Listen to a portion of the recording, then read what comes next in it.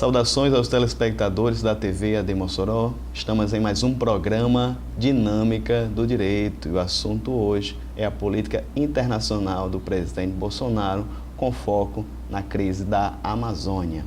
Para tanto, temos aqui o professor universitário, professor Rodrigo Leite. Ele que é doutor em Ciências Políticas, é professor de Direito Internacional e vai poder nos ajudar de sobremaneira. Então, não saia daí, voltamos já.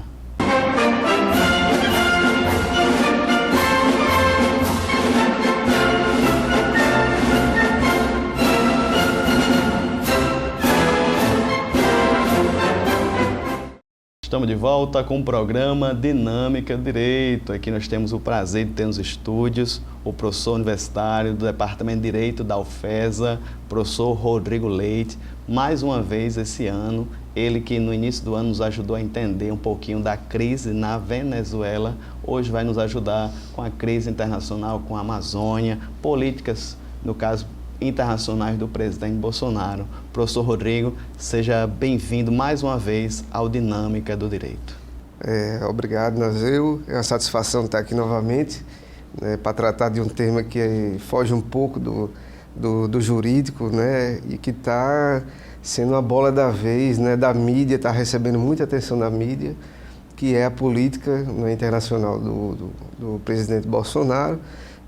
E mais agora recente a questão da Amazônia, que envolve uma questão de política internacional, de uma tentativa de declarações de governos estrangeiros querendo relativizar a Amazônia. Enfim, tem muita coisa para a gente conversar, muita coisa interessante que está recebendo a atenção da mídia e muita coisa controvertida. Muito bem. Professor Rodrigo, para quem não conhece, quem não é do meio do jurídico, ele é, no caso, doutor em Ciências Políticas, é o maior expoente, eu aqui considero o maior expoente aqui na cidade de Mossoró e região, é a pessoa mais capacitada para estar aqui. Professor Rodrigo, mais uma vez, muito obrigado. E já vamos conversando aqui especificamente um diagnóstico da política internacional de Bolsonaro. Eu sei que o governo ainda só tem na média de 8 meses ainda, mas muita coisa aconteceu, professor Rodrigo. O direito internacional, as relações internacionais trazem reflexo na economia de um modo assim, muito particular e singular. O senhor puder nos fazer esse pequeno raio-x de janeiro para cá. O presidente Bolsonaro ele vem seguindo promessas de campanha e tem na sua política internacional se aproximado de alguns parceiros principais. O primeiro deles é os Estados Unidos, com o presidente Donald Trump, e que é uma relação muito forte após o presidente ter ganho as eleições. Então o presidente se aproxima numa tentativa de se fazer um tratado de livre comércio com os Estados Unidos. Isso é uma coisa que alguns presidentes quiseram no passado fazer, não conseguiram, e o presidente Bolsonaro com essa aproximação está conseguindo. Tivemos uma aproximação também com Israel, logo no início, principalmente com a crise de Brumadinho, que ocorreu, aquele desastre ambiental, e também com Israel, um parceiro muito forte, ainda que em questões específicas, E tivemos o quê? Um ressurgimento do Mercosul, Mercado Comum do Sul, que é o nosso bloco regional comercial, que ele estava quase que praticamente morto. Então, o presidente Bolsonaro ele ressurge esse bloco, principalmente com a ascensão de presidentes de orientações de direita, não mais de esquerda. Então, nós temos a assunção na Argentina, enfim. E há esse ressurgimento do bloco e agora, e mais recente, temos, com o presidente Bolsonaro assumindo a presidência do Mercosul, o ressurgimento de um acordo de livre comércio entre Mercosul e União Europeia. Isso é um acordo fundamental que estava travado na relação entre esses dois países há quase 10, 15 anos, e o presidente Bolsonaro conseguiu ressurgir a possibilidade de se firmar esse tratado de comércio, que muito vai beneficiar o comércio de empresas do Brasil e tanto da União Europeia. Enfim, vai facilitar o comércio entre esses dois blocos regionais. Professor, não precisa ser um estudioso da área para perceber que o nosso país se relaciona bem com todos. Os árabes, muçulmanos, com a China, que é uma potência mundial hoje. Nós temos uma política de camaradagem mesmo. Assim, isso é cultural nosso, professor? As nossas instituições, ou é o nosso jeitinho, a nossa política de boa vizinhança? Como é que o senhor vê a postura do brasileiro? A gente tem, apesar de não fazer parte do G7 especificamente, mas nós temos boa relação com todos, inclusive na ONU. Como o senhor vê no caso, essa postura do Brasil frente à política internacional de boa vizinhança? É uma cultura do Brasil, ele não se relacionar, não pautar suas relações comerciais tanto por questões ideológicas políticas, né? Então, e o que muito me admirou, assim, fiquei surpreso com o presidente Bolsonaro, foi que pelo fato dele ser um pouco avesso a alguns países de orientação socialista, né? Por exemplo, eu pensava que quando ele assumisse, as relações, por exemplo, com a China, que é um parceiro forte do país, seriam um pouco estremecidas, né? Muito me admirou que não, né? A relação com o governo chinês, a entrada de produtos e saída de produtos também para a China, continua tranquilamente, não houve alteração. Então, o que eu vejo é que as relações internacionais do país ela está sendo pautada por um princípio comercial, né? Ou seja, não há uma influência tão grande de questões ideológicas nas relações internacionais nessa parte comercial, né, do país. Muito bem.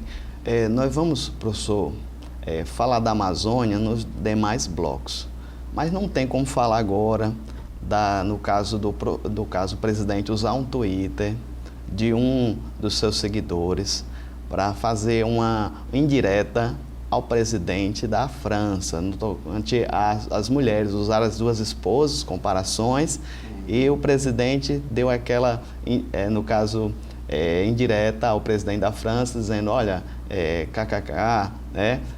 Não, isso pega mal. Usar o Twitter.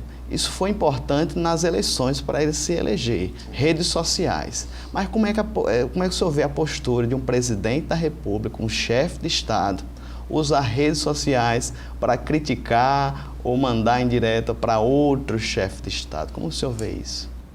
Mas o que eu vejo é o seguinte, ele utilizou as redes sociais, né, como o senhor falou, nas campanhas, mas ele tem utilizado frequentemente, não é, tanto o Twitter como o Facebook, como o Instagram, para fazer pronunciamentos, reuniões, entrevistas, né, ao vivo, tem se pautado por isso, mas a gente nota que alguns comentários, talvez esse comentário dele foi até um pouco infeliz. Acho que o presidente muitas vezes não segura um pouco as palavras, tem sido um pouco, né, meio direto e às vezes não mede um pouco as consequências, né? Isso é bom ou é mal para um chefe de Estado? Logicamente que não pega tão bem, né? Não é de uma postura de um presidente, não é? A gente não vê, a gente não tem precedentes também de presidentes que utilizavam constantemente de redes sociais, não é, no nosso país, até porque isso é um fenômeno até um pouco recente, não é? Mas isso não foi bom, né? O presidente se defende dizendo que não foi ele que colocou aquela foto, né? Foi uma pessoa, uma seguidora dele, né, da rede social, e ele apenas fez um comentário, né? Mas o comentário deu a entender o que é que ele queria passar, a mensagem, né, qual era a intenção dele. De fato não pegou bem e inclusive recebeu uma resposta à altura do presidente, né, da França, dizendo que os brasileiros não mereciam um presidente à altura do povo brasileiro. Foi uma declaração muito dura, né, recebeu uma tréplica por parte também do presidente, né, e quase que gera um conflito aí, né, meio que diplomático, e soubemos até que nos bastidores do Itamaraty houve a possibilidade de se chamar, inclusive, o embaixador do Brasil na França, não é, de volta ao Brasil. Isso pensou-se nisso, mas não se fez isso. E isso é um ato de que quando as relações entre o país não estão bem, não é? Então, mas isso não se efetivou. Mas isso foi um episódio que causou um constrangimento muito grande na relação entre o Brasil e a França, com certeza. Professor, a gente tem que voltar um pouquinho atrás. Se não me engano, algum representante diplomata da França, salvo engano, no mês de junho, foi tentar conversar com o nosso presidente e ele estava cortando o cabelo. Disse que não poderia recebê-lo porque estava cortando o cabelo. Inclusive, tinha fotos, depois ele publicou um vídeo. É um momento novo no cenário mundial, essa questão das redes sociais. Isso vai demorar para se adequar. Nós sabemos que deu muito certo também com Donald Trump. Sim. Até agora, a economia vai bem e a popularidade está bem para ele. Nós estamos copiando isso dos Estados Unidos. Ainda também isso, professor? Como é que o senhor vê? Não, eu acho que esse também foi um episódio isolado, não é? Até porque, de acordo com o presidente, o chanceler, né, o embaixador da França aqui no Brasil, ele já teria se encontrado anteriormente com o ministro das Relações Exteriores brasileiro e teria já tratado do que ele viria tratar aqui no país. E simplesmente o presidente do Brasil, o Bolsonaro, considerou que aquele assunto já estava, né, resolvido. Né? Ou seja, a partir do momento que o representante do Brasil no estrangeiro, o ministro das Relações Exteriores, conversou com o seu amigo também da França, não houve a necessidade de um encontro com o presidente da República. Né? Isso foi o que o Bolsonaro falou. Então, assim, o fato dele ter logo depois, né, aparecido, né, cortando o cabelo numa live, né, enfim, são peculiaridades do nosso presidente. Né? Não vejo como algo também que venha a abalar a questão de relação política ou não. É uma questão nova, enfim, faz parte da personalidade do presidente. Está dentro da lei, enfim, ele não feriu nenhuma regra, né, jurídica, política, né? Talvez alguma questão de moral, ou de reconhecimento ou de consideração com uma figura estrangeira, um representante estrangeiro no nosso país. Isso talvez ocorreu, mas enfim, é uma análise muito subjetiva, né, a ser feita. Muito bem, estamos conversando aqui com o professor Rodrigo Leite, ele que é cientista político, jurista, está nos ajudando a entender a política internacional do presidente Bolsonaro. No próximo bloco e os demais, vamos conversar um pouquinho especificamente, professor Rodrigo, sobre a questão da crise da Amazônia, que gerou também uma celeuma internacional, Brasil e França. Então não sai daí, voltamos já.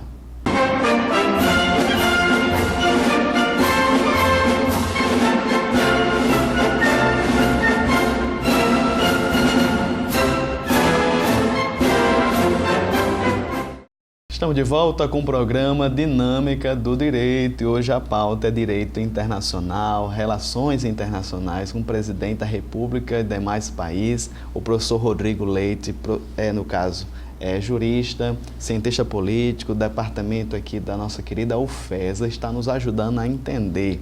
E especificamente, professor Rodrigo, nesses blocos agora, vamos falar sobre essa crise a partir das queimadas da Amazônia. É um fenômeno que acontece todo ano, mas institutos como o INPE, IPEA, disseram que esse ano teve um agravamento. Isso gerou uma celeuma até internacional.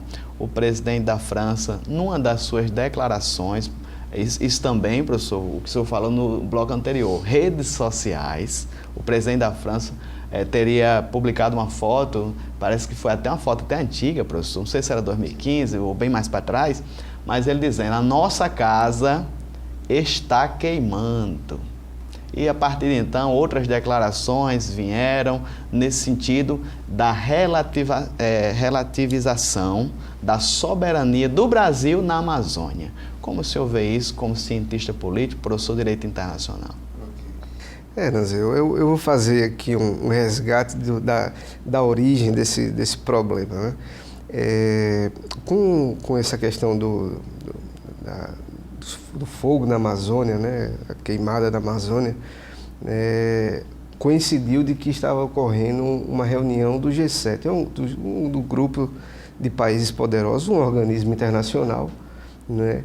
E, coincidentemente, o presidente francês, né, que já estava não é, numa relação assim um pouco fragilizada, não é, de troca de farpas pessoais com o presidente da República, não é, em uma das suas declarações nessa reunião do G7 disse que o grupo poderia oferecer uma ajuda, não é, ao país para ajudar na questão, né, das queimadas e do reflorestamento da Amazônia, né, desde que se pensasse, né, em um futuro próximo na relativização da soberania da Amazônia, né, ou seja, alguns chamam de internacionalização, né?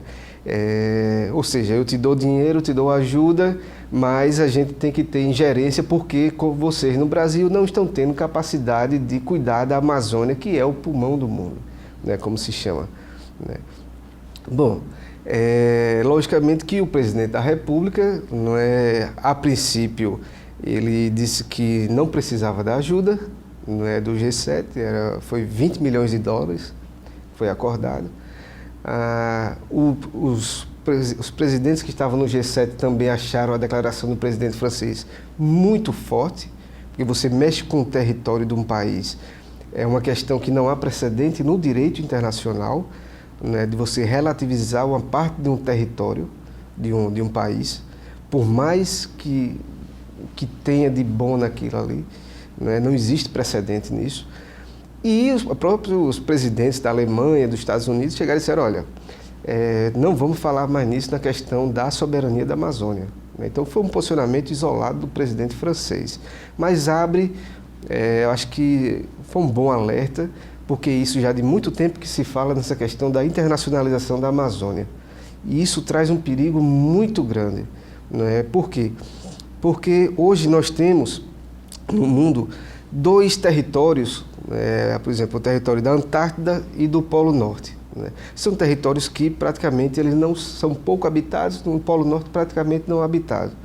O Polo Norte não existe dono, ou seja, os países não se uniram para dizer, olha, aqui uma parte é da Rússia, dos Estados Unidos. Na Antártida nós temos países que inicialmente estavam requerendo, né, parcela do território da Antártida, só que eles se uniram e disseram, não, aqui não vai ser de ninguém, nós vamos fazer um acordo e esse território vai ser apenas para pesquisa científica. Ou seja, houve um acordo dos países, mas ali não existia nenhum dono, né, esses 2 territórios. No caso do Brasil, a Amazônia é um território, né, é uma floresta que está dentro do território brasileiro, né? Então não existe um precedente na história, né, de países que se juntaram e disseram, não, agora vocês vão abrir mão desse território para nós. De alguma forma, relativizar. Ou seja, que nós tenhamos gerência sobre isso, sobre quem entra, quem sai, quem explora, quem não explora. Não existe precedente nisso. E isso é uma questão clássica de direito internacional. Soberania do país é motivo de, se invade ou se viola a soberania, né, motivo de guerra, enfim, de conflitos militares para a defesa desse território. Então, eu achei muito imprudente o presidente da França falar sobre isso, porque abre um precedente muito grave, não é, para que outros países também tenham as suas soberanias relativizadas.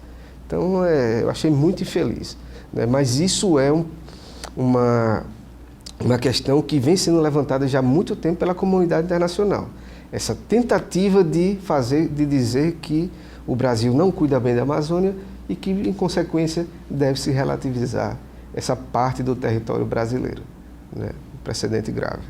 Professor, o presidente Bolsonaro, de maneira muito firme, teria se colocado a dizer que só aceitaria ajuda se houvesse, né, de maneira clara e direta, pedido de desculpas do presidente da França no tocante às suas declarações, que o senhor bem falou, da relativização da soberania do Brasil. Recusar ajuda, como o senhor vê isso? Impor um pedido de desculpas, também foi algo muito forte. Como é que o senhor vê essa posição do presidente em condicionar uma ajuda de fora? Realmente, condicionar a ajuda de fora, principalmente no momento de crise pelo qual o país passa, que nós estamos aí tentando fazer uma reforma da Previdência, não é, corte de reajuste salarial, não é, e no momento desse você recusar uma ajuda é uma coisa muito forte, não é, para a imagem do país. Não é? A princípio o Bolsonaro recusou a ajuda, depois ele disse que aceitava com pedido de desculpas do presidente da França e logo depois ele voltou atrás, não é, dizendo que aceitaria, né, ajuda desde que, com dois condicionantes. Primeiro, que se respeitasse a soberania do país, ou seja, nada de se falar de internacionalização da Amazônia. E a segunda questão, o segundo condicionante, era que esse dinheiro ele vem para o Brasil e o próprio presidente, o próprio governo vai fazer a gestão desse dinheiro, essa aplicação. Ou seja, é uma coisa da política do presidente Bolsonaro que muitas vezes ele diz algumas coisas, às vezes até um pouco forte, e depois ele volta atrás. Eu acho que ele escuta um pouco da crítica, da mídia, da sociedade, e ele volta atrás. Ele acaba reconhecendo que realmente talvez errou um pouco, né? Não vou dizer que errou totalmente, mas errou um pouco no modo de agir, no modo de falar. Então ele voltou atrás e disse, não, eu aceito, desde que nós somos capazes, temos órgãos para isso, e nós vamos gerir esse reflorestamento e essa ajuda na questão da Amazônia, das queimadas, né? Então, me parece que o presidente ele tem feito isso. Algumas declarações ele dá negando, às vezes um pouco forte, mas depois ele volta atrás, né? Mas, volto a falar, né? Essa ajuda, ela tem que ser feita, ela tem que ser recebida pelo Brasil, e é importante que se receba, não é? Até porque hoje nós temos na organização política do país uma coisa que se chama Amazônia Legal. O que é a Amazônia Legal? É um grupo de 9 estados, é uma região que foi destinada para que houvesse um processo de políticas de desenvolvimento daquela região sustentável, de forma sustentável. Então, essa Amazônia Legal, esse território, essa região geográfica, ela vai desde o Maranhão, pegando, ou seja, já do Nordeste, até o Acre, ou seja, atravessa uma boa parte do território. São 9 governadores, 9 estados. Então, esse grupo de governadores, eles se reuniram com o presidente do Supremo Tribunal Federal e disseram, olha, vocês têm aí um fundo que foi de dinheiro recuperado da Operação Lava Jato, né, de 2 bilhões, e será que nós não poderíamos utilizar isso para ajudar no reflorestamento e na questão das queimadas? Então, o presidente do STF se comprometeu, os presidentes, a ver essa questão, e os governadores pediram 450 milhões de reais desse fundo de recuperação da Lava Jato. E isso está em tramitação, ou seja, está surgindo ajuda para a questão da Amazônia, né? Então, acho que aos poucos vamos chegar lá. Professor, uma pergunta mais subjetiva. Os conspiracionistas afirmam que, no caso, o presidente da França está motivado por lobbies do seu próprio país, que não passa muito bem no tocante à agricultura. Então, ele estaria sendo motivado. Então, o senhor, como analista político, de maneira assim, vendo o cenário da França, da União Europeia, pode ser isso, professor? Tem um pouco de verdade? Olha, pode ter sim um pouco de verdade, porque na União Europeia existe, dentro das políticas da União Europeia, existe uma política que se chama Política Agrícola Comum. Como é que funciona isso? Né? Foi instituído na União Europeia que para que populações, né, não saiam da zona rural e vão até superlotar as cidades, né, a União Europeia ia pegar aqueles pequenos agricultores, aquelas famílias tradicionais, produtoras de queijo, de vinho, e essas pessoas recebem dinheiro até hoje somente pelo fato de estar no campo e continuarem produzindo esses produtos, né, tradicionais. Não, então eles recebem dinheiro para essa produção, né? E o que é que acontece? Se por um acaso, né, esses produtos eles não têm, eles ficam estocados, ou seja, os produtores não vendem esses produtos, a própria União Europeia vai lá e paga por esse prejuízo para esses pequenos produtores, né?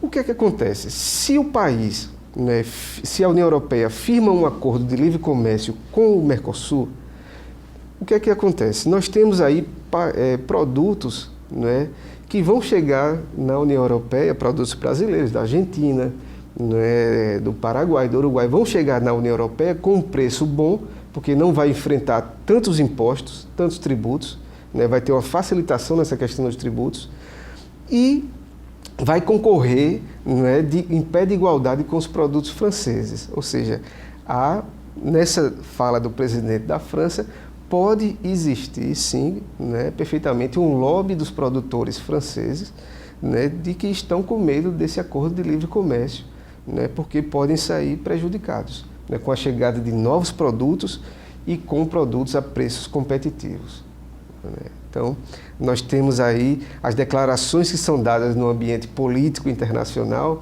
né, elas são cheias de intenções. Muitas vezes nós, como leigos, nós não sabemos quais são as reais intenções, né, de declarações, principalmente de chefes de Estado, chefes de governo, né. Mas pode ter acontecido isso?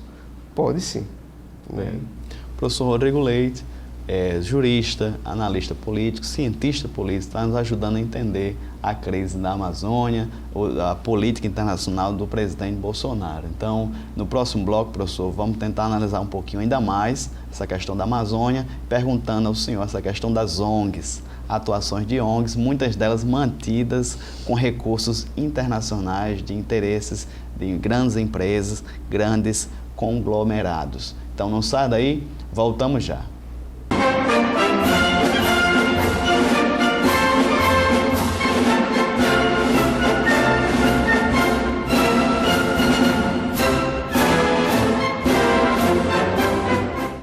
Estamos de volta com o programa Dinâmica do Direito, terceiro bloco da nossa conversa com o professor, jurista, cientista político Rodrigo Leite. Doutor Rodrigo Leite está nos ajudando aqui a entender no caso, a política internacional do presidente Bolsonaro e também a questão da crise da Amazônia.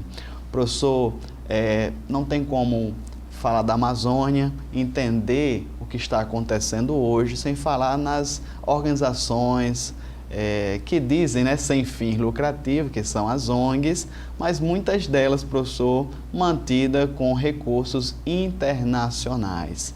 Alguém da equipe do presidente teria dito, na Amazônia tem mais ONG do que índio. Como o senhor vê essa situação, da atuação de instituições, organismos, muitas delas mantidas, como eu falei, por recursos internacionais na Amazônia?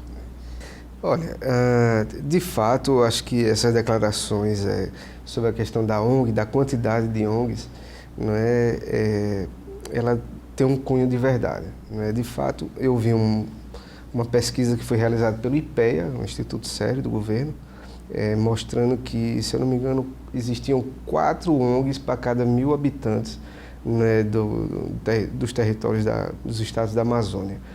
E fora ONGs com as mais variadas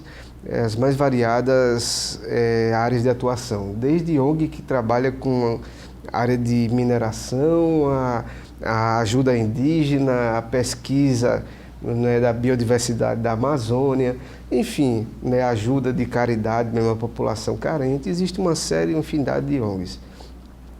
ONGs que recebem, que são provenientes, que são, digamos assim, entre aspas, filiais de ONGs internacionais, e temos ONGs nacionais também que são patrocinadas, que eram patrocinadas com o governo, com dinheiro federal, né?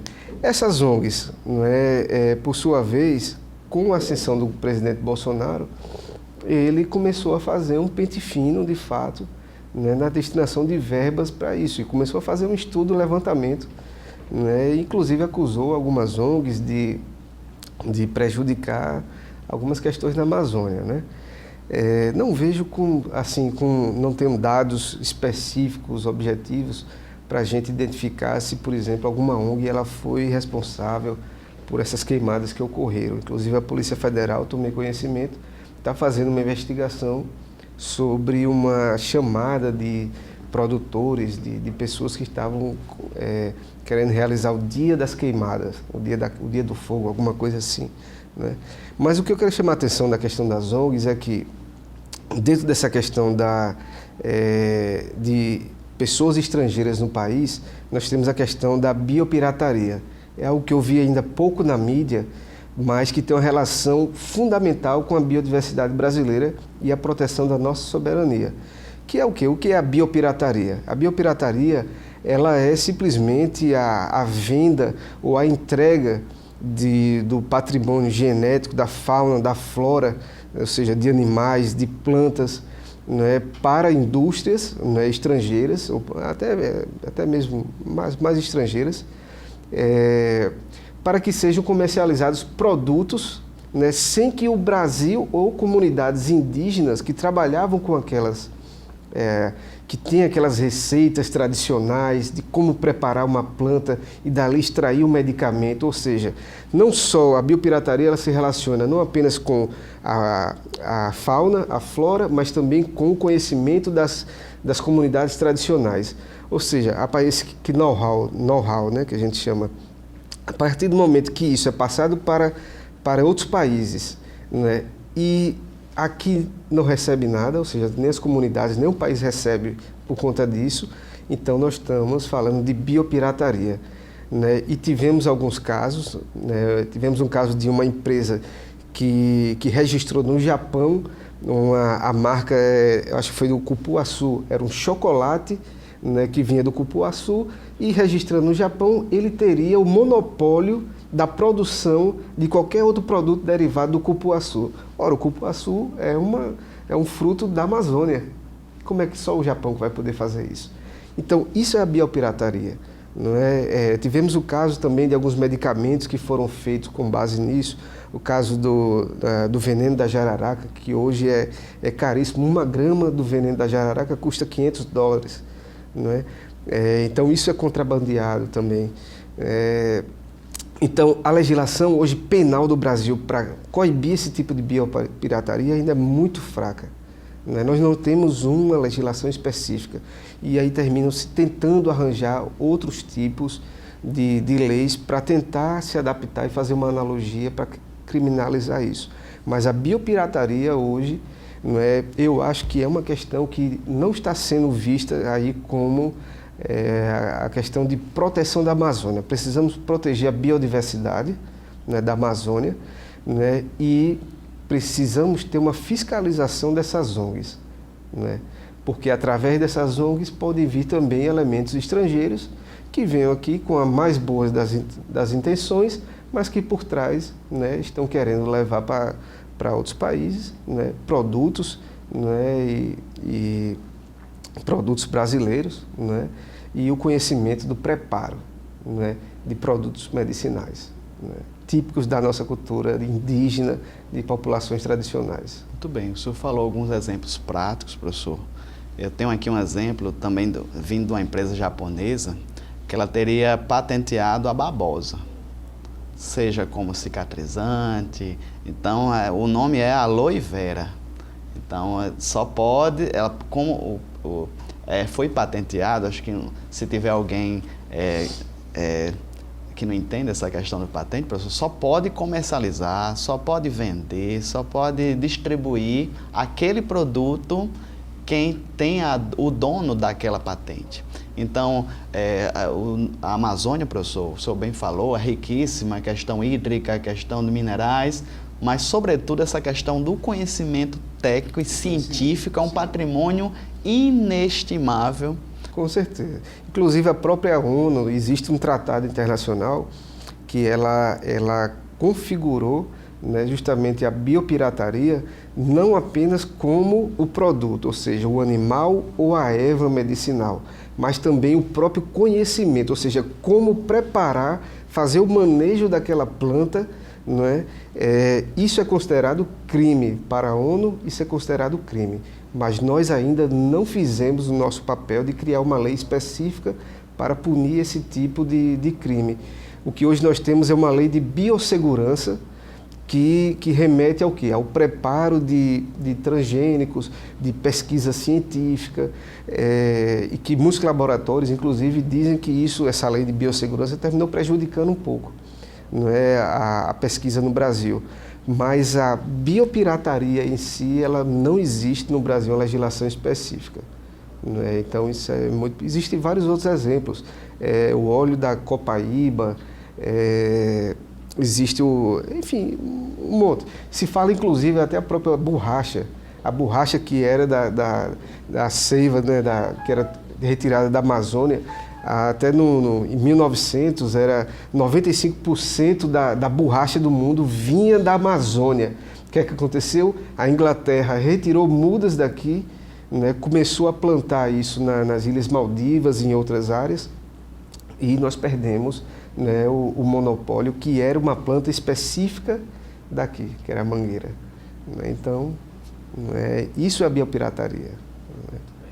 Estamos conversando aqui com o professor Rodrigo Leite, uma conversa agradável. Num instante passa o tempo, professor. Vamos para o último bloco com perspectivas da política internacional. Como a gente falou no primeiro bloco, são apenas 8 meses, ainda quase 4 anos de mandato, e o professor vai poder nos ajudar nesse contexto do futuro do Brasil perante as nações, seja o Ocidente, seja o Oriente. Então não saia daí, voltamos já.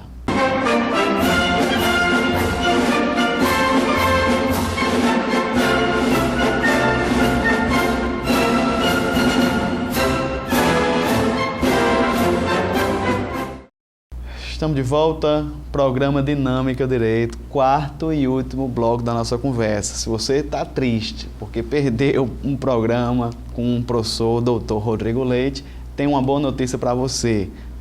Semanalmente, nós publicamos no YouTube as nossas pautas, as nossas entrevistas. Para você que chegou agora, a gente está falando aqui sobre a Amazônia, direito internacional, no caso, a comunidade internacional, a postura do nosso presidente, e o professor Rodrigo nos ajudou muito sobre isso. Então, você vai lá no YouTube, no canal da TV AD, e vai ter acesso a todos os nossos vídeos.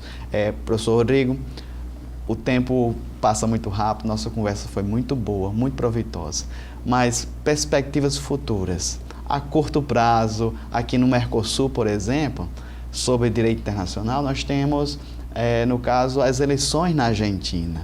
Atualmente, nós temos uma boa relação, Bolsonaro e o atual presidente da Argentina, mas há indícios de que um presidente de esquerda possa se eleger lá. Como o senhor vê, a partir da Argentina, o senhor pega o cenário, pode pegar a Venezuela, outros cenários internacionais, que o Brasil possa ter algum tipo de relacionamento, seja conflituoso ou amistoso?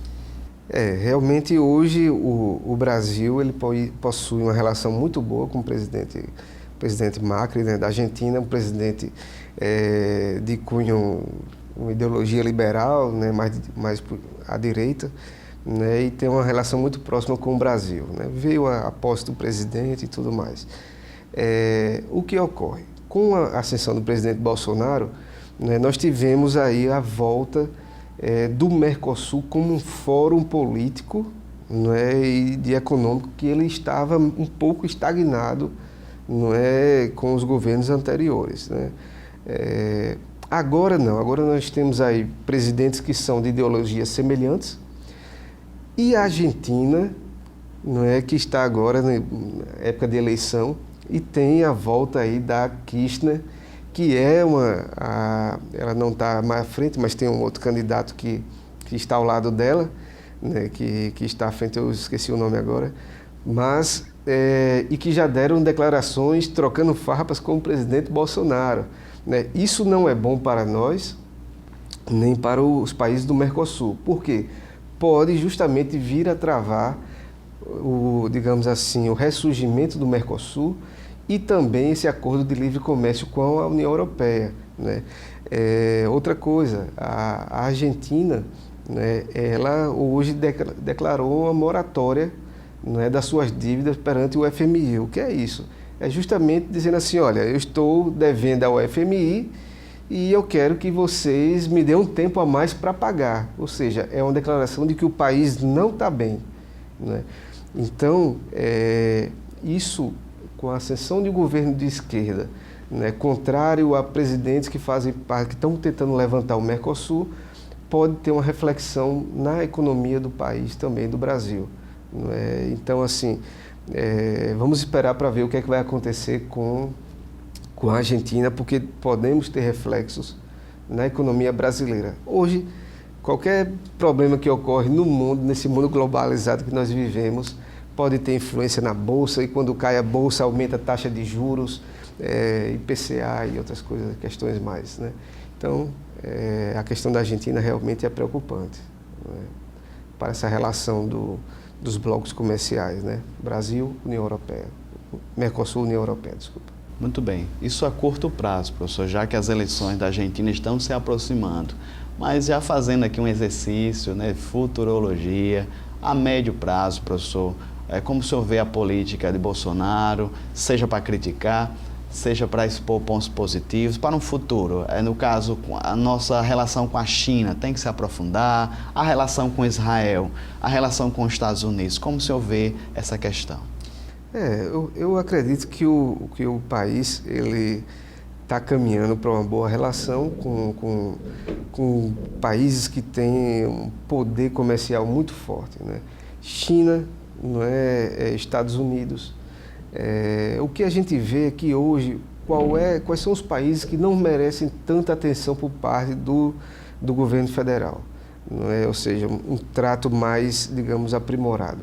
São países mais de orientação à esquerda, países de orientação socialista.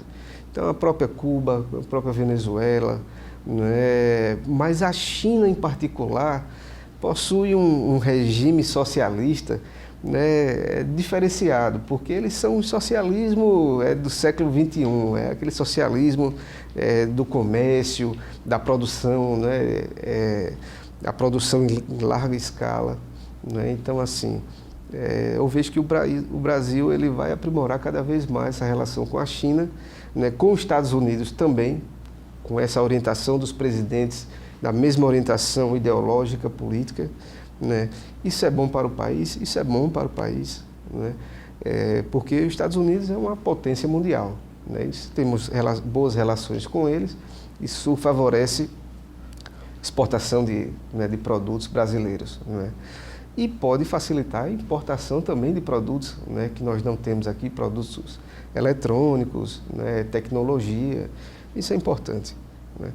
A relação com Israel também, né, desde o começo o presidente tem estreitado a relação com Israel, principalmente com a questão lá do Brumadinho, de vinda de pessoas do exército de lá, né? Também é uma relação boa, também, embora Israel seja um país pequeno, não é?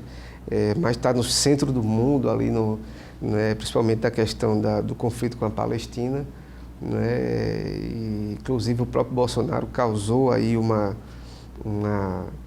discussão no cenário mundial pela questão da transferência da embaixada, né, para Jerusalém, enfim.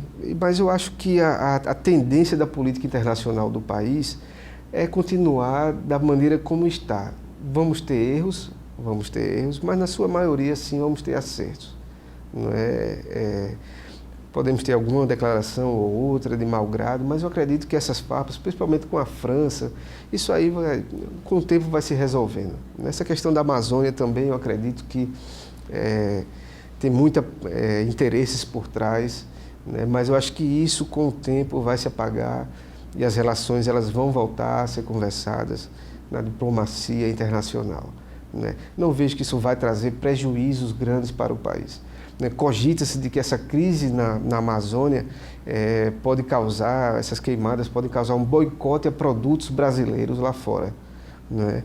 Isso pode acontecer naturalmente, não por uma questão de orientação dos presidentes ou de uma política dos países, mas por conta dos próprios empresários, da própria população daqueles países, né? Se isso ocorrer, eu acredito que é um processo de retaliação natural, mas não é uma política do país. Se for uma política do país, aí sim o Brasil também tem formas de fazer as suas retaliações, ou seja, boicote de produtos franceses e outras coisas mais, né? Mas eu acredito que não vai se chegar a esse ponto, né? Acho que haverá o bom senso. Muito bem. O acordo com a União Europeia, professor, vai sair ainda? É interessante essa questão, porque tem muita parte da mídia, principalmente essa mídia mais otimista, esse assunto é tratado como já confirmado, mas ainda é um estudo, ainda é todo um planejamento. O senhor acredita que vai sair, talvez esse ano ou próximo? Olha, o acordo, né, de livre comércio, por que se diz, o presidente Bolsonaro fechou um acordo? Não, ele não bateu, o acordo não está ainda celebrado, não está firmado, né? O que aconteceu foi que o presidente Bolsonaro conseguiu, com os presidentes do Mercosul, né, fechar um texto final de um acordo, né, e enviar para a União Europeia para que eles analisem, né, e que haja, né, a assinatura desse acordo de livre comércio. Em poucas palavras, o que é esse livre comércio? Quando um país vende um produto, vende de um país para o outro, eles pagam tributos, impostos, taxas, né? Então, esse acordo de livre comércio, ele visa justamente facilitar esse trânsito das questões administrativas e também da parte tributária, ou seja, baixar impostos para que esses produtos circulem mais livremente, né? Então, o que acontece? Na União Europeia, depende da assinatura de todos os países da União Europeia para isso acontecer. Então, todos têm que estar convencidos de que há vantagens para a União Europeia, né? Então, assim, eu não sei se isso vai acontecer esse ano ainda ou no próximo ano, mas eu acredito que com essa abertura do Mercosul e esse ressurgimento, enfim, eu acredito que isso possa acontecer, entrar na pauta da União Europeia. Pelo que eu percebi, somente pelo fato do presidente Bolsonaro chegar e fechar um acordo, sinalizar, enviar e não receber críticas quanto ao texto desse acordo, né, já foi um bom posicionamento. Por isso que se falou muito em vitória, né, porque foi fechado um bom texto de um acordo, né? Então eu acredito que no futuro breve nós teremos esse acordo e é importantíssimo para o país. Muito bem, professor Rodrigo, o tempo já se esgotou. Infelizmente, assim, passa muito rápido. Foi uma belíssima explanação, uma belíssima aula para mim, para todos que nos assistem. Meu muito obrigado em nome da TVAD, em nome dos pastores, em nome do pessoal de casa, alunos, pessoal leigo em geral, juristas também, que tem uma audiência boa, significativa aqui na nossa cidade. E o meu muito obrigado. Eu sempre coloco o senhor no olho do furacão, em situações de polêmica, mas o senhor, com muita propriedade, com muita honestidade intelectual e ousadia, vem aqui nos agraciar com seus conhecimentos e com a sua postura ética e profissional. E o meu muito obrigado e fica aberto às considerações finais. Eu que agradeço, doutor Nazeu, é uma satisfação sempre vim aqui discutir, é a minha segunda vez aqui na casa. E, enfim, eu fico à vontade, fico muito prazeroso e contente de que vocês estão cada vez mais querendo discutir esses assuntos, né, da vida do dia a dia do nosso país, né, do destino do nosso país, né? Afinal de contas, a questão de política internacional mexe também com o pequeno produtor que está aqui em Mossoró, né, em cidades menores, que quer levar o seu produto para fora do país. Então, isso é importante, a gente saber que o presidente da República está trabalhando para facilitar essa tramitação de exportação de produtos, né? Isso pode beneficiar produtores locais. Então, essa é a mensagem que eu quero deixar aqui, que podemos ter uma melhoria nessa questão da exportação de produtos para a União Europeia e também para os Estados Unidos, né, e outros países que venham firmar esses tratados de livre comércio. Muito bem, professor Rodrigo Leite, ele que é professor da UFESA, ele no caso, tem doutorado em ciências políticas, é um expoente aqui na nossa cidade sobre direito internacional, nos ajudou aqui muito bem a compreender o cenário político, seja a postura de Bolsonaro, seja os demais países da União Europeia, os demais, para entender, sobretudo, essa questão, a crise da Amazônia. Professor Rodrigo, o meu muito obrigado, torcemos para o nosso país, nós estamos muito otimistas, mas nós também devemos tecer algumas críticas, considerações. Espero que qualquer tipo de rivalidade permaneça apenas no campo do futebol, do esporte. Com certeza. Que o cenário internacional, a economia brasileira vai bem quando o Brasil exerce essa boa vizinhança e essa camaradagem e acordos proveitosos para ambos os lados, especialmente para o nosso país. Mais uma vez, meu muito obrigado. Esse foi o programa Dinâmica do Direito de hoje. Tentamos sempre trazer pessoas do naipe do professor Rodrigo para tratar temas atuais que tocam a todos, no caso aqui, direito internacional. Permaneça com os eventos, os cultos, as coberturas e até o próximo momento com mais outro Dinâmico Direito. Que Deus abençoe a todos.